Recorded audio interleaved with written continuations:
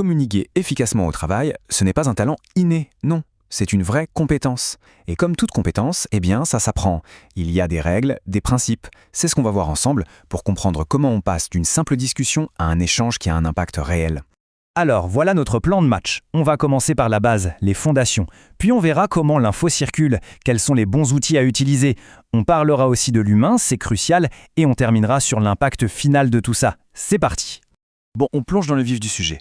Avant même de penser aux emails, aux réunions ou à quoi que ce soit, il faut comprendre le socle. Parce que toute communication qui fonctionne absolument toute, elle repose sur deux piliers fondamentaux.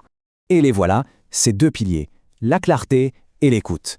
Ça a l'air simple dit comme ça, mais c'est tout un art. Être clair dans ce qu'on exprime et être vraiment, mais alors vraiment à l'écoute de l'autre. C'est cet équilibre-là qui est la clé de tout. Si on n'a pas ça, c'est le malentendu assuré. Il faut garder ça en tête tout le long. Ok, on a nos fondations. Maintenant, il faut s'imaginer l'entreprise comme une sorte de carte. Pour bien communiquer, il faut savoir lire cette carte, savoir où on se trouve et surtout dans quelle direction notre message doit partir. Sur cette carte, on a deux grands territoires. D'un côté, il y a la communication interne. Là, on parle aux équipes. Le but, c'est de motiver, d'informer.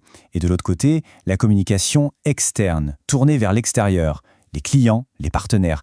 Là, on est la voix de l'entreprise. Évidemment, les enjeux, le ton, ce n'est pas du tout la même chose. Et à l'intérieur de l'entreprise, l'information ne circule pas au hasard. Elle suit des courants bien précis. Il y a ce qu'on appelle le flux descendant. Ça vient d'en haut, du management, et ça va vers les salariés, comme des instructions. Et puis, il y a le flux horizontal. Tout aussi important, c'est l'échange entre collègues pour collaborer au quotidien. Très bien, on sait à qui on parle et d'où. La grande question maintenant, c'est le comment. Comment on formule un message pour qu'il soit percutant et quel canal on choisit pour qu'il arrive à bon port. 5 sur 5. Alors là, c'est un point absolument essentiel. Peu importe qu'il s'agisse d'un mail, d'un mémo ou d'une prise de parole, un message pro efficace doit toujours avoir ces trois qualités. Il doit être clair, précis et bien structuré. L'objectif, c'est zéro ambiguïté. Pas de place pour l'interprétation. Prenons l'exemple le plus courant, l'email. À gauche, les choses à faire, la base, un objet qui dit de quoi on parle, un langage pro, et on n'oublie pas de signer. À droite, c'est la zone rouge, le langage trop familier, les fautes d'orthographe qui décrédibilisent tout de suite, et bien sûr les emojis qui, soyons honnêtes, n'ont pas souvent leur place. Ce sont des règles toutes simples, mais on les oublie si facilement. Et le choix de l'outil en lui-même, ce n'est pas anodin, c'est stratégique. Pour une info urgente, qui ne peut pas attendre, on va privilégier un canal rapide. L'email est souvent un bon choix, parce qu'en plus il laisse une trace écrite. Ça, c'est un avantage non négligeable. Avoir les bons outils, c'est une chose, mais ça ne fait pas tout, loin de là. La communication, au final, c'est avant tout une affaire d'humain.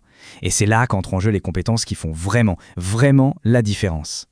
Et la compétence reine, la numéro 1, c'est l'écoute active.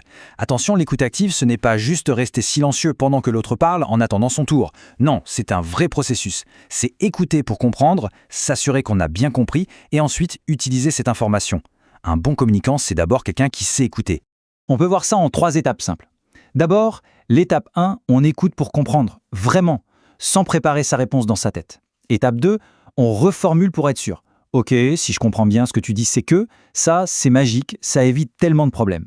Et enfin, étape 3, on utilise ce qu'on a entendu, on s'en sert, ça montre qu'on a vraiment écouté et qu'on valorise ce qui a été dit. Et puis, il y a tout ce qui n'est pas dit avec des mots. Le non-verbal, le ton de la voix peut changer complètement le sens d'une phrase. Et la posture, n'en parlons pas. On peut dire « oui, je suis ouvert à la discussion », avec les bras croisés, le corps envoie le message contraire. Ces signaux sont hyper puissants. On arrive au bout de notre parcours. Et la question c'est, pourquoi est-ce si important de maîtriser toutes ces règles? Tout simplement parce que les enjeux en entreprise sont colossaux. Regardez ce contraste, c'est le jour et la nuit. D'un côté, une communication mal gérée, et c'est la porte ouverte au conflit, à la démotivation, au travail qui n'avance pas. De l'autre, une communication efficace. Et là, c'est le moteur de la coordination, de la motivation, de la performance. La différence est juste radicale. Et au final, on boucle la boucle. On revient à notre point de départ, à cette idée toute simple.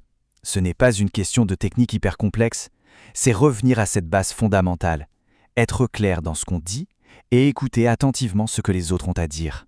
Pour terminer, je laisse une question ouverte. En pensant à son propre quotidien professionnel, à sa semaine, parmi toutes les règles qu'on a vues, que ce soit l'écoute, la clarté d'un email, la reformulation, laquelle pourrait, si on l'appliquait vraiment, faire la plus grosse différence? la réflexion peut commencer.